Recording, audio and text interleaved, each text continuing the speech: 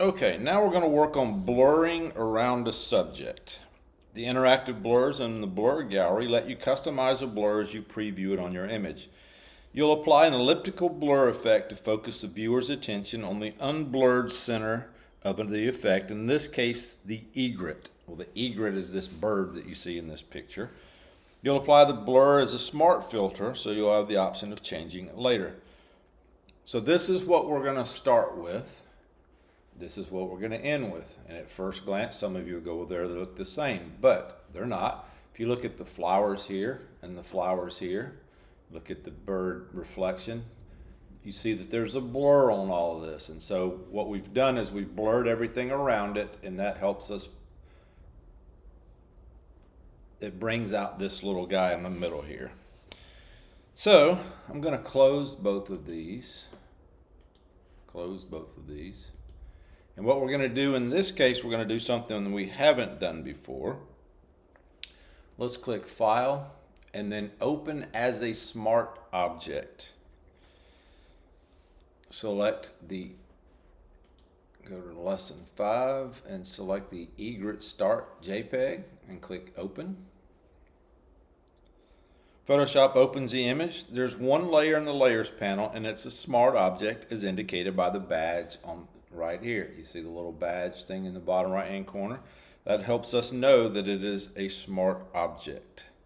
So let's click File and then Save As, and we're going to call this egret underscore and then your last name. Yours is not Parazine, so don't type Parazine. I'm going to save it on my computer.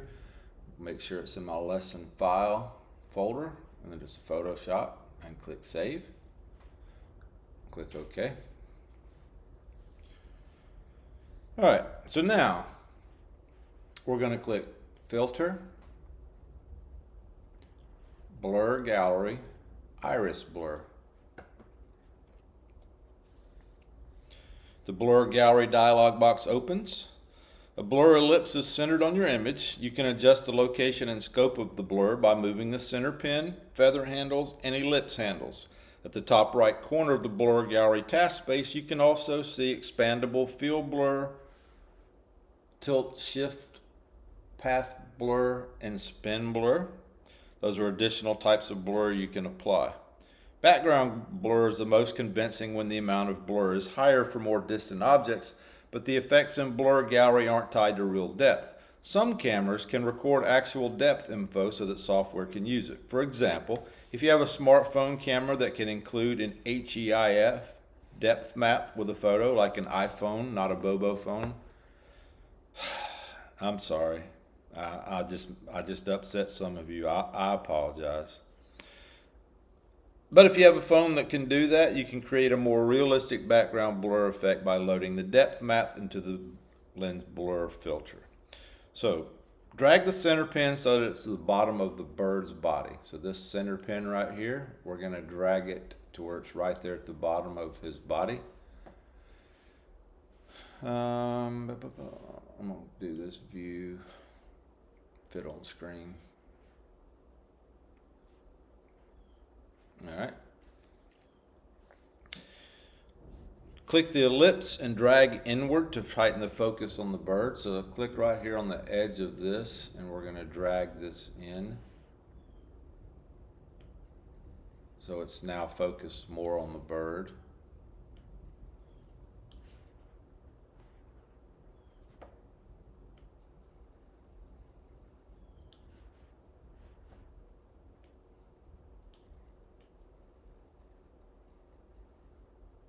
Okay, focused on the bird. So now we're going to press, if you're on a Windows computer, Alt, if you're on a Mac computer, Option. As you click and drag the feather handles to match those, well, just follow along. So hold down Option and we're clicking on these and dragging them in. I'm going to move this out some.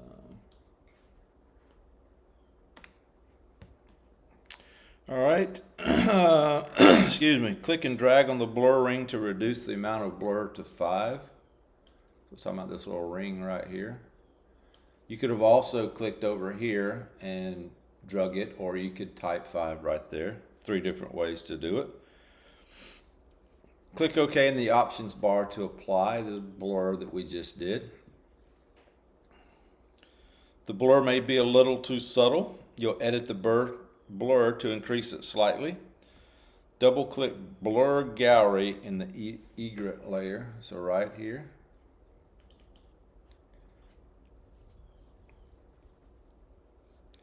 Adjust the blur to 6. So let's do it this way this time. 6, and then click OK. The egret is accentuated, that's a fun word to say, accentuated, by blurring the rest of the image. Because you applied the filter to a smart object, you can hide or edit the effect without altering the original image. So if we click right here, we can see the effect that we've done. So if you look at the flowers, you can really see it there. So here's a question for you. You should apply a blur effect as what, so that we can modify it later. If you'll remember, when we open this up, we did it as a smart object, but we should apply a blur effect as a smart filter. Smart filter, so we can modify it later.